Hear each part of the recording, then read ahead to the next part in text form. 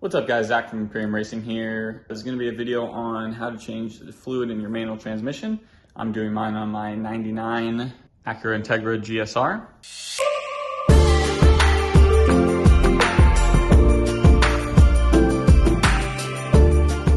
If you have a manual transmission Integra or CRV or Del Sol, Civic, you name it, Prelude, it'll all be pretty dang similar to this. I got some fluid here. This is OEM genuine MTF Honda manual transmission fluid from the dealer. It was only about $8 a quart, so I just did it. Funny enough, the manual actually says you can use 10 weight 30 engine oil as well. This is pretty similar to 10 weight 30 apparently. I'll throw a picture of the manual in here.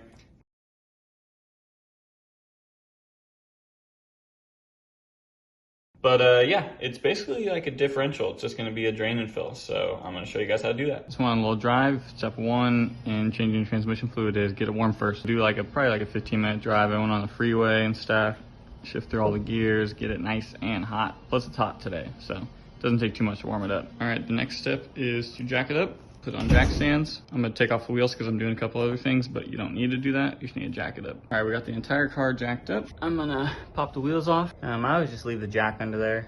It's not supporting anything, but just as an extra safety measure.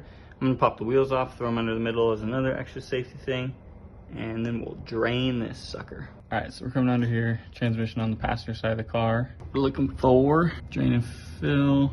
That's definitely a drain plug. It just has a 3/8 ratchet hole in it. A double check of the manual indicates I was correct about the drain plug. It is this one. And the fill plug is gonna be this guy right here, which makes sense because if you pop the axles out, you'll usually lose some fluid. That's the fill plug. That's the drain plug. Oh yeah, this puppy's hot, ready to go. I'm gonna guess that's a 17 up there. Yeah, that's a 17. So fill plug is 17, drain plug is just a 3/8 ratchet. Might need an extension to fit in there, I'm not sure yet. And nope, we do not. I'm gonna drain my bucket over here, and then I'm gonna pop off the fill plug first, and then pop off the drain plug. We'll be good to go.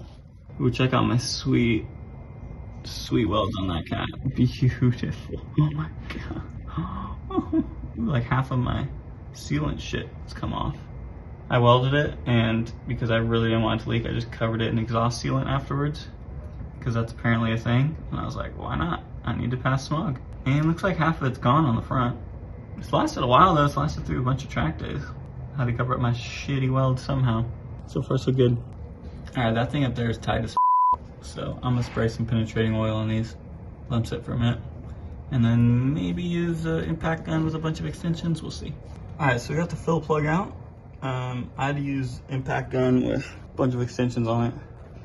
I couldn't get it off the wrench or socket or anything, so a bunch of extensions. I just went around the strut, through here, a little wobble on the end, got that bad boy off. That's what it looks like. It has a crush washer, so you should replace that, but it is a fill plug, so you could probably torque it back down and it should be just fine. All right, so I broke this guy loose.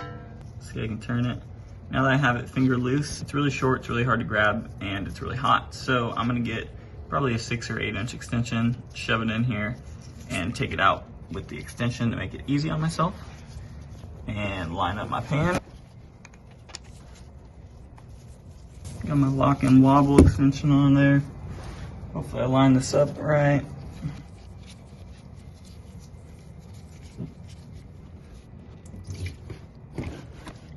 Fluid doesn't look bad actually. Here is the drain plug. This is what I used to get it out and make it easy.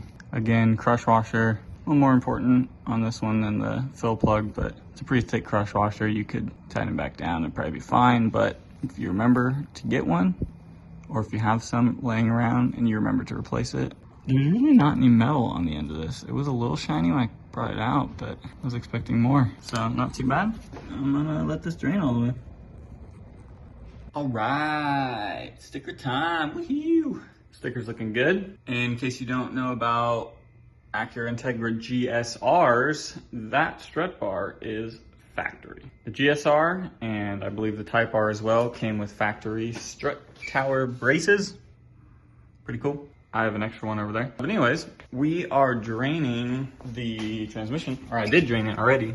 There's your drain hole, there's your fill hole, there's your dirty hole. So yeah, anyways, drained all that out into the dirty hole, and now I'm gonna pop the drain plug back in, torque it to spec, then I'm gonna fill that bad boy up. If you have a crush washer, you should replace it. If you did replace it, that's great. If you didn't, make sure it's tight.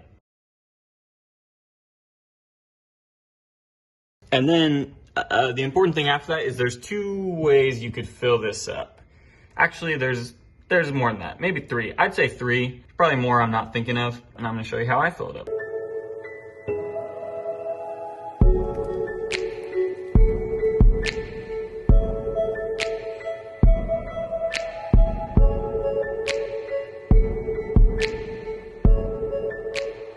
Another important thing to note is clean out your funnels before you use them if they are dirty from sitting around and collecting shit.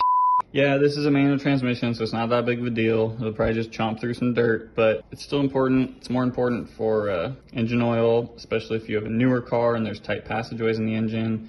And then, I mean, if you're doing anything with automatic transmission fluid, you better make sure that mother is freaking clean as hell. Just keep your funnels clean, boys. You know what I'm saying. Oh yeah, it matches my toolbox. Woo! Alright, this is what I did. This is what I made. It was a snug fit, but not snug enough, so I just put some duct tape on there, make sure it doesn't leak too much. And this is what we're gonna go with. Good enough? Alright, this is my setup. I have a really small diameter hose, so I knew it would be a pretty slow trickle, but we're looking good. No leak there on my duct tape joint. And I pulled the funnel up a little bit because the hose was actually like way too long down there. It really doesn't need that much length. You probably need like, that hose is probably less than 2 feet, comes all the way up to here. So we're gonna fill this up, and it's kind of cool having a clear hose. You can actually see this go through. I'll pour it in right now. And there she goes. So yeah, the clear hose is actually kind of fun. Yeah, there's fluid going through there right now. See? Bye-bye. Bye-bye, fluid. It's cool though. This is the setup. This is much easier than my little hand pump. Yeah, it's slow because the hose I have, this clear hose is pretty small, but this is still so much faster than my tiny little hand pump. There's the end of the fluid. So if I pour some more, we'll see it again. There she goes. There she goes.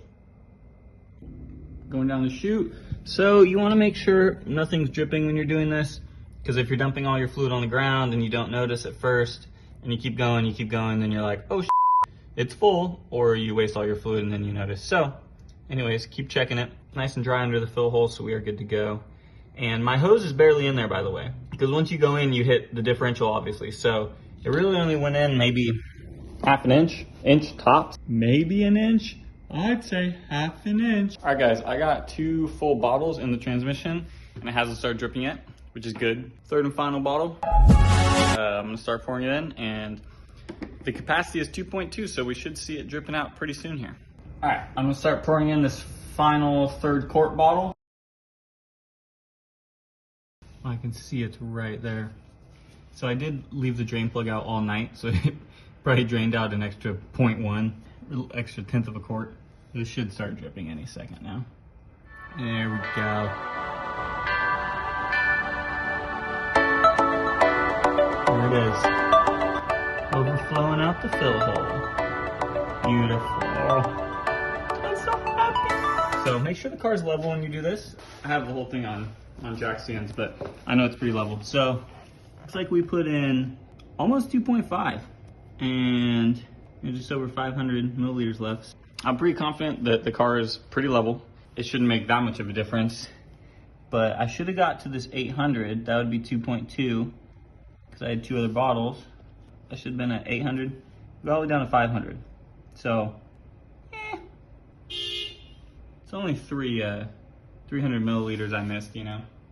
I mean, 300 milliliters went somewhere. Again, I let this drain all freaking night, so I just left it open all night, so it might have dripped out a little more than regular. So if you're just servicing yours, I also got it really hot before that too. So I probably got all the goddamn fluid out of there. So if you're just doing a quick change on yours, you might be more like 2.2, 2.3. But mine took a full 2.5. Good to go. I'm going to, a little bit of that might still be in there, it's dripping out. So 2.4, 2.5. I'll drive it around after this, make sure she's good to go. But I'm confident that we are solid. I'm gonna put that fill plug back in. Again, if you have a crush washer, replace it. If not, just tighten her down nice and tight. I think the torque spec was 32 or something, so I'm gonna get that torqued and on and then test drive it. That's how you change your fluid in a manual transmission.